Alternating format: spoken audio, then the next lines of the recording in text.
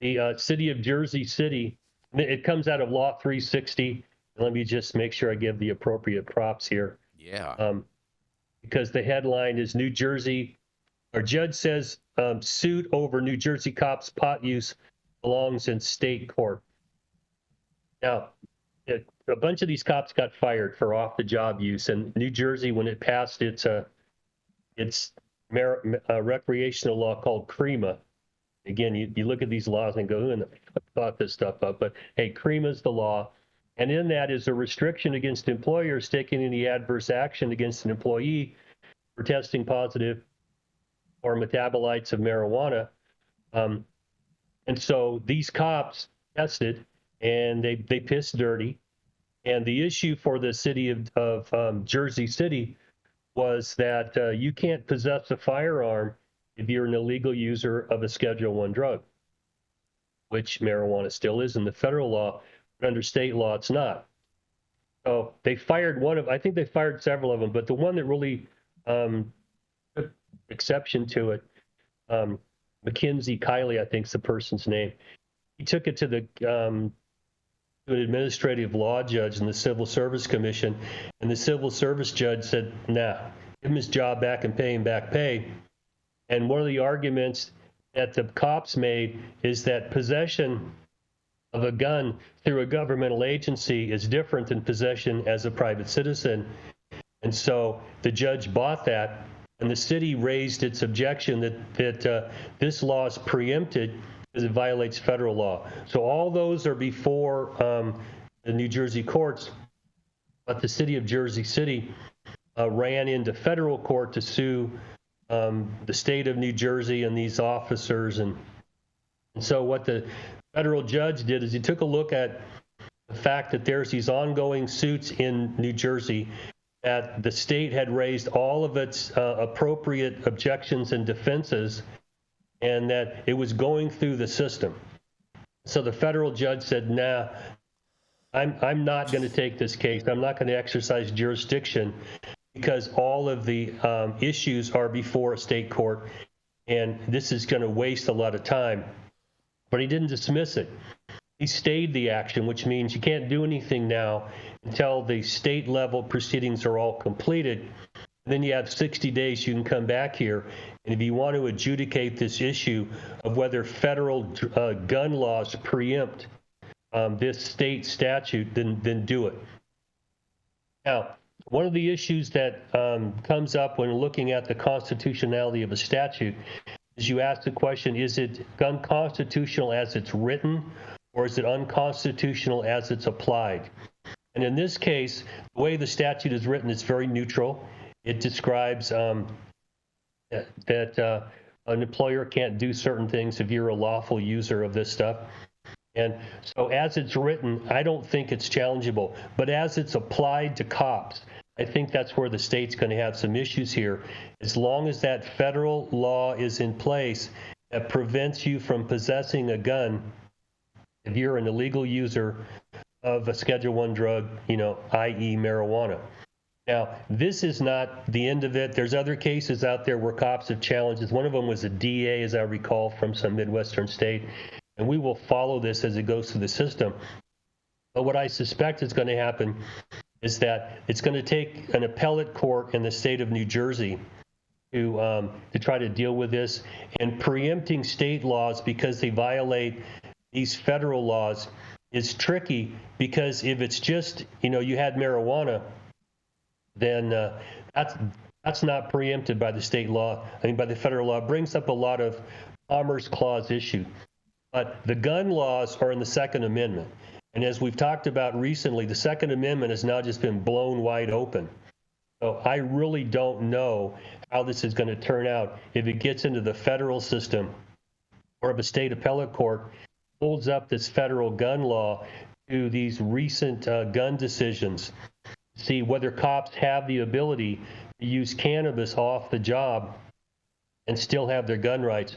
Because as I pointed out before, no one was prevented from having a gun while using drugs until very, very recently. Nobody gave two shits about whether you smoked pot and had a gun. But, since the 1960s, when the Panthers scared the crap out of people, open carry and rifles, a lot of things have changed with respect to gun rights, and especially with drugs, with the war on drugs. So this is going to be interesting as we follow it through the system. And I'm going to throw this back to all of you for what you think about cops being able to smoke pot off the job and still be able to have a gun. Well, Dale, I mean, undercovers, right, are allowed to consume drugs when they are conducting certain investigations, and they're still allowed to hold guns. So, and that's why that's when they're on duty. Mm-hmm. So how is that different? Well, logically, it's not. Okay, all right. That's the problem. Fair enough. This is not logical. There's nothing logical about this shit, because what the court did with the recent Tahimi case, I think is what the name of it was, is that they said, let's go back to 1789 and look for comparable situations in the history of gun control. And what that means is nobody has any idea what that's going to mean. Mm-hmm. We're going to have to litigate this stuff for years to figure out where are the lines. And I think that the Supreme Court's itching to throw a lot of these cannabis issues out because they just go way beyond the Commerce Clause. Yes. And I think we've talked about that before. Mm-hmm. I think our current Supreme Court, with its conservative majority, is taking a look at how far the Commerce Clause has gone. And that's all the marijuana laws from the federal level are based on the Commerce Clause. Yep. And the courts just say, no, you guys have gone a couple bridges too far here. We're going to rein this back in. Mm-hmm. Yep, very true. What do you think about this, Rico? You there? Crickets, huh? Okay. This thing's going to come to a head. This thing's gonna come to a head, man. And I am a big fan of cops being able to smoke off duty. I'm all for that too.